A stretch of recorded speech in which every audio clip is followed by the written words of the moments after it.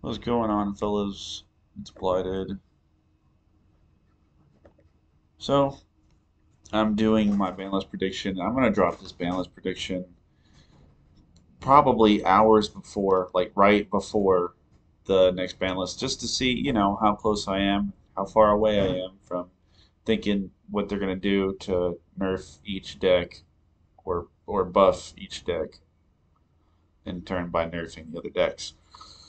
Anyways, this is my bandless prediction, and yeah, I made a stupid PowerPoint, but I made it super simple, so it's not gonna have any transitions or nothing like that. Just go to the next slide. All right, let's begin. So, currently, right now, according to DLM, Mech Knights are tier one, and then tier two is Goki and Salomon Great, and then tier three is Code Talker, Galaxy Photon, and Infernoid. Um, and so, uh, I want to say that Galaxy Photon was probably more prominent than Salomon Great, Code Talker, or Infernoid in KC Cup.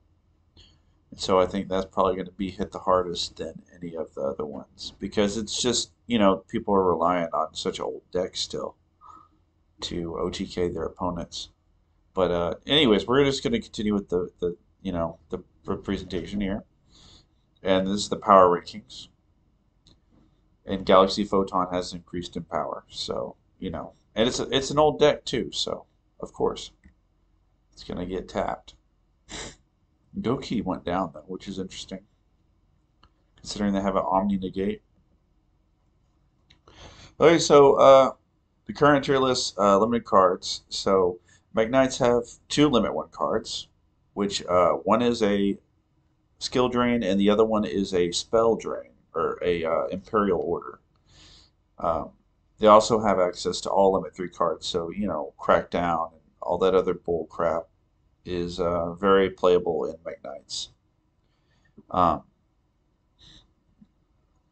Goki have access to all limits and semi-limits, and they have no archetype limits at all. And then Salomon Great have no access to soft, semi, or hard limited cards. They have three hits on their deck, and it's pretty bad. Code Talkers have access to uh, soft and hard limited cards. Uh, Lady Debug is semi-limited. Galaxy Photon has access to all soft, semi, and hard limits in the card pool likely to be hit. And Infernoid has access to soft, semi, and hard limits. And I really don't think Infernoid is strong enough to be hit unless they want to hit Monster Gate. But I really doubt that's going to happen. So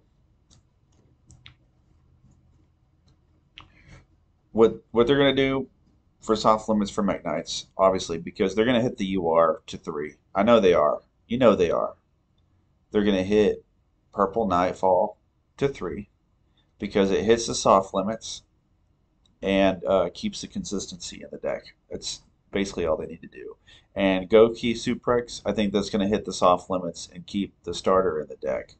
Uh, I mean, they have access to an Omni Negate. An Omni Negate. Of course. That's all they need is, an Omni Negate. And then uh, more soft limits. I think that Selim and Greed are fine. Code Talkers, they're not going to hit Code Talkers yet because Code Talkers aren't that strong. And they have a semi limit already.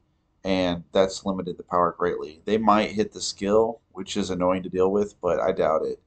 Um, they haven't hit um, they haven't hit rogue decks in the past. I mean, it's a tier three deck, but I mean, I'd say it's more rogue than anything else. Galaxy Photon, I think they're going to hit full armor and shuffle reborn to three to simply get one or the other out of the deck. Um, shuffle is used to really help the Galaxy Xyz archetype with reborning their monster and using one monster to full armor Xyz into you know, full armor, photon dragon. So hitting it, it just makes sense. Um, I've I've got replays of Galaxy Eyes Photon, you know, Dragon or Galaxy Xyz going and reborning, or actually, you know what? I'm going to say special summoning via Xyz and full armor and all that stuff 6 times in one turn. They have the potential to break boards like really big. A lot of potential. Infernoid, they're probably not going to get hit. They're too weak. And Infernity might get hit, but probably just to the skill. Uh,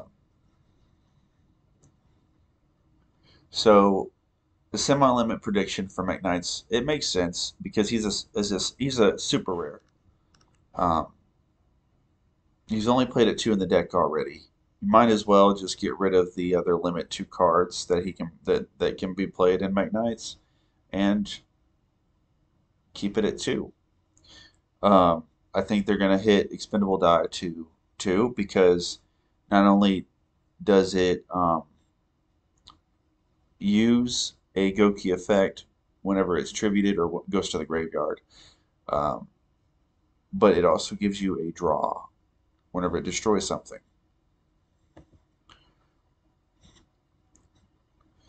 And then I think they're going to hit Goki with Scorpio to 2 um, because of expendable die. So you can either play one or the other. You can play one of each. Goki with Scorpio is played at 1, but expendable die is played at 2. And so, lowering it to 1 could lower the power level of Goki, if by a little bit. And, it doesn't lower it too much.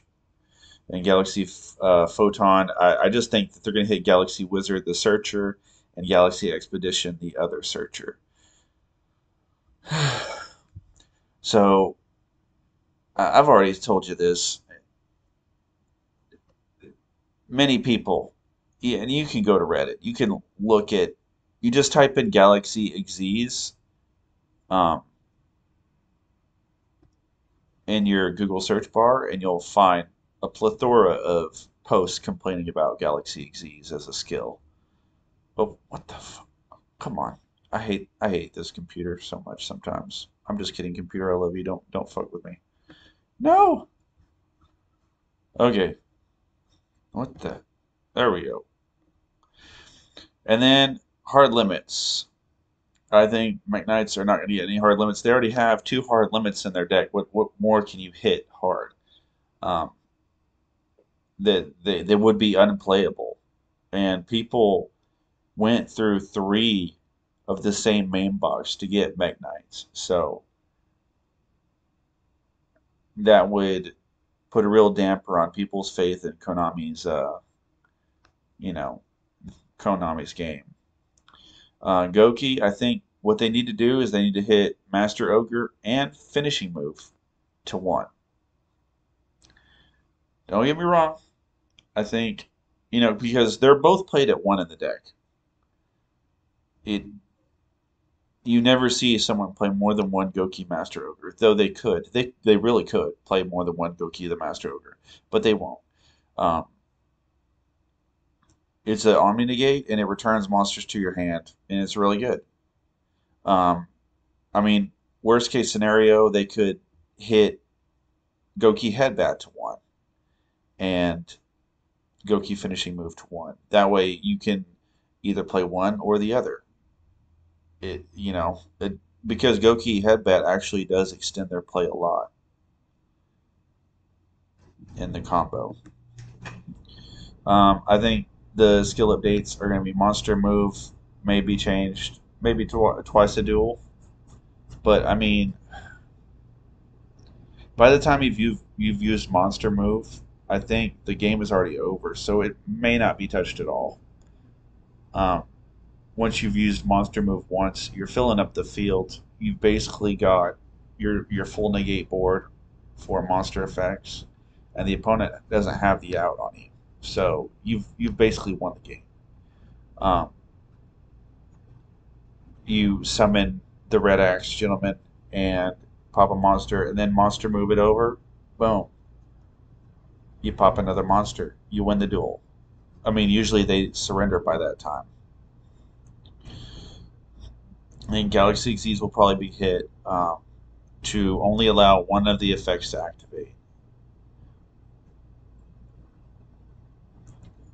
Probably. I don't know. And then I think Ties That Mind needs a slight hit. I think it needs to apply to only level 4 or lower monsters. I don't think it needs to apply to big monsters. I think if you summon a big monster, then you should have the out to the opponent's field. Otherwise, you need to summon a bigger monster. That's just my thoughts on it. I think Ties That Bind is over. It's overused for decks like Mech Knights or whatever. It's a crutch, and people need to stop using it. I mean, for God's sake, they have access to World Legacy Clash at 3.